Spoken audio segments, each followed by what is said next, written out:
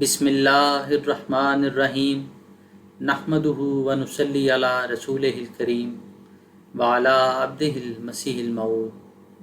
ملفوظات حضرت مسیح موعود علیہ الصلاۃ والسلام۔ یہ سچی بات ہے کہ خدا تعالیٰ غیر معمولی طور پر کوئی کام نہیں کرتا۔ اصل بات یہ ہے کہ وہ خلق اسباب کرتا ہے، خواہ ہم کو ان اسباب پر اطلاع ہو یا نہ ہو۔ الغرض اسباب ضرور ہوتے ہیں، اس لیے شق القمر یا نارکونی بردم و سلامن کے معجزات بھی خارج از اسباب نہیں، بلکہ وہ بھی بعض مخفی در مخفی اسباب کے نتائج ہیں اور سچے اور حقیقی سائنس پر مبنی ہیں۔ کوتاہ اندیش اور تاریک فلسفے کے دلدادہ اسے نہیں سمجھ سکتے۔ مجھے تو یہ حیرت آتی ہے کہ جس حال میں یہ ایک امر مسلم ہے کہ عدم علم سے عدم شے لازم نہیں آتا، تو نادان فلاسفر کیوں ان اسباب کی بے علمی پر جو ان معجزات کا موجب ہیں اصل معجزات کی نفی کی جرات کرتا ہے؟ ہاں، ہمارا یہ مذہب ہے کہ اللہ تعالیٰ اگر چاہے تو اپنے کسی بندے کو ان اسباب مخفیہ پر مطلع کر دے، لیکن یہ کوئی لازم بات نہیں۔ دیکھو، انسان اپنے لیے جب گھر بناتا ہے تو جہاں سب آسائش کے سامانوں کا خیال رکھتا ہے، سب سے پہلے اس امر کو بھی ملحوظ رکھ لیتا ہے اندر جانے اور باہر نکلنے کے لیے بھی کوئی دروازہ بنا لے۔ اگر زیادہ ساز و سامان، ہاتھی، گھوڑے، گاڑیاں بھی پاس ہیں تو اللہ قدر مراتب ہر ایک چیز اور سامان کے نکلنے اور جانے کے واسطے دروازہ بناتا ہے، نہ یہ کہ سانپ کی بامبی کی طرح چھوٹا سا سوراخ۔ اسی طرح پر اللہ تعالیٰ کے فعل یعنی قانون قدرت پر ایک وسیع اور پرغور نظر کرنے سے ہم پتہ لگا سکتے ہیں کہ اس نے اپنی مخلوق کو پیدا کر کے یہ کبھی نہیں چاہا کہ وہ عبودیت سے سرکش ہو کر ربوبیت سے متعلق نہ ہو۔ ربوبیت نے عبودیت کو دور کرنے کا ارادہ کبھی نہیں کیا۔ سچا فلسفہ یہی ہے۔ جو لوگ عبودیت کو کوئی مستقل اختیار والی شے سمجھتے ہیں وہ سخت غلطی پر ہیں۔ خدا نے اس کو ویسا نہیں بنایا۔ ہماری معلومات، خیالات اور عقلوں کا باہم مساوی نہ ہونا اور ہر امر پر پوری اور کما حقہ روشنی ڈالنے کے ناقابل ہونا صریح اس امر کی دلیل ہے کہ عبودیت بدون فیضان ربوبیت کے نہیں رہ سکتی۔ ہمارے جسم کا ذرہ ذرہ ملائک کا حکم رکھتا ہے۔ اگر ایسا نہ ہو تو پھر دوا اور اس سے بڑھ کر دعا کا اصول ہی بے فائدہ اور بے جان ہوتا۔ زمین، آسمان اور ما فی الارض والسماوات پر نظر کرو اور سوچو کہ کیا یہ تمام مخلوقات بذات ہی و بنفس ہی اپنے قیام اور ہستی میں مستقل اختیار رکھتے ہیں یا کسی کے محتاج ہیں؟ تمام مخلوقات اجرام فلکی سے لے کر ارضی تک اپنی بناوٹ ہی میں عبودیت کا رنگ رکھتی ہیں۔ ہر پتے سے یہ پتہ ملتا ہے اور ہر شاخ اور آواز سے یہ صدا نکلتی ہے کہ الوہیت اپنا کام کر رہی ہے۔ اس کے عمیق تر عمیق تصرفات جن کو ہم خیال اور قوت سے بیان نہیں کر سکتے بلکہ کامل طور پر سمجھ بھی نہیں سکتے، اپنا کام کر رہے ہیں۔ چنانچہ اللہ تعالیٰ نے فرمایا، اللہ لا الہ الا ہو الحی القیوم، یعنی اللہ تعالیٰ ہی ایک ایسی ذات ہے جو جامع صفات کاملہ اور ہر ایک نقص سے منزہ ہے۔ وہی مستحق عبادت ہے، اسی کا وجود بدیہی الثبوت ہے، کیونکہ وہ حی بالذات اور قائم بالذات ہے۔ بجوز اس کے اور کسی چیز میں حی بالذات اور قائم بالذات ہونے کی صفت نہیں پائی جاتی۔ کیا مطلب؟ کہ اللہ تعالیٰ کے بدون اور کسی میں یہ صفت نظر نہیں آتی کہ بغیر کسی علت موجبہ کے آپ ہی موجود اور قائم ہو، یا کہ اس عالم کی جو کمال حکمت اور ترتیب محکم و موزوں سے بنایا گیا ہے علت موجبہ ہو سکے۔ غرض اس سے معلوم ہوتا ہے کہ خدا تعالیٰ کے سوا اور کوئی ایسی ہستی نہیں ہے جو ان مخلوقات عالم میں تغیر و تبدل کر سکتی ہو یا ہر ایک شے کی حیات کا موجب اور قیام کا باعث ہو۔ اس آیت پر نظر کرنے سے یہ بھی معلوم ہوتا ہے کہ وجودی مذہب حق سے دور چلا گیا ہے۔ اس نے صفات الہیہ کے سمجھنے میں ٹھوکر کھائی ہے۔ وہ معلوم نہیں کر سکتا کہ اس نے عبودیت اور الوہیت کے ہی رشتے پر ٹھوکر کھائی ہے۔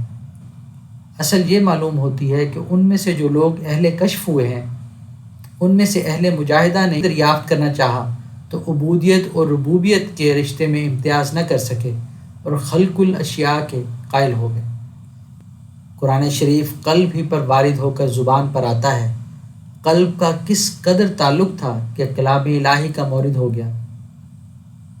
اس باریک بحث سے وہ دھوکہ کھا سکتے تھے، مگر بات یہ ہے کہ انسان جب غلط فہمی سے قدم اٹھاتا ہے تو پھر مشکلات کے بھنور میں پھسل جاتا ہے۔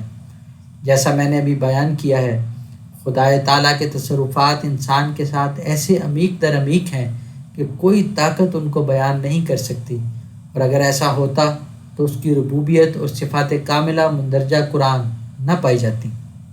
ہمارا عدم ہی اس کی ہستی کا ثبوت ہے۔ یہ ایک سچی بات ہے کہ جب انسان ہر طرح سے بے اختیار ہوتا ہے تو اس کا عدم ہی ہوتا ہے۔ اس باریک بھید کو بعض لوگ نہ سمجھ کر خلق الاشیاء ہو عین کہہ اٹھے۔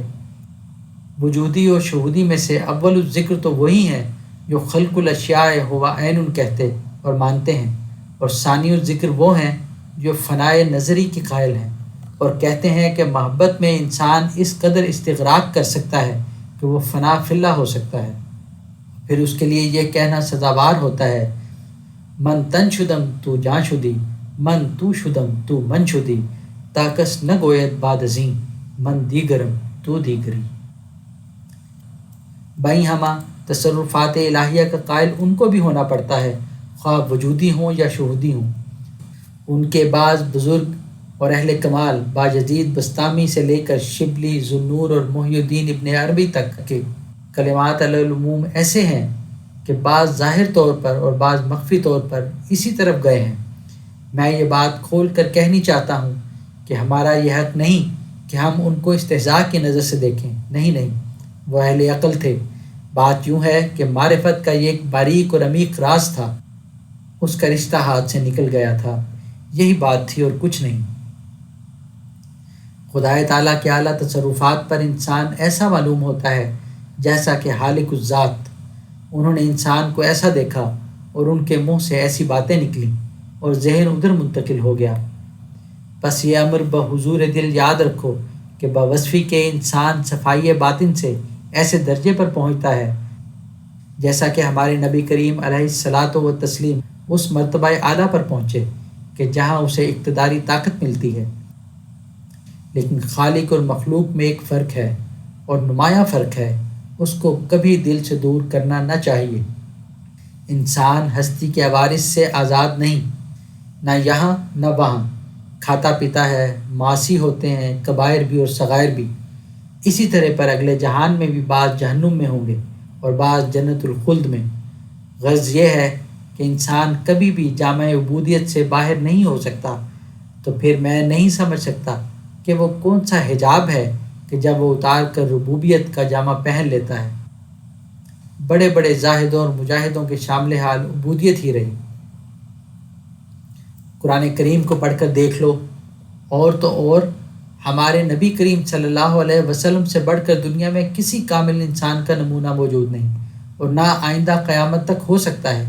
پھر دیکھو کہ اقتداری معجزات کے ملنے پر بھی حضور کے شامل حال ہمیشہ عبودیت ہی رہی، اور بار بار انما انا بشر مثلکم ہی فرماتے رہے، یہاں تک کہ کلمہ توحید میں اپنی عبودیت کے اقرار کا ایک جزو لازم قرار دیا، جس کے بدون مسلمان ہی نہیں ہو سکتا۔ سوچو اور پھر سوچو۔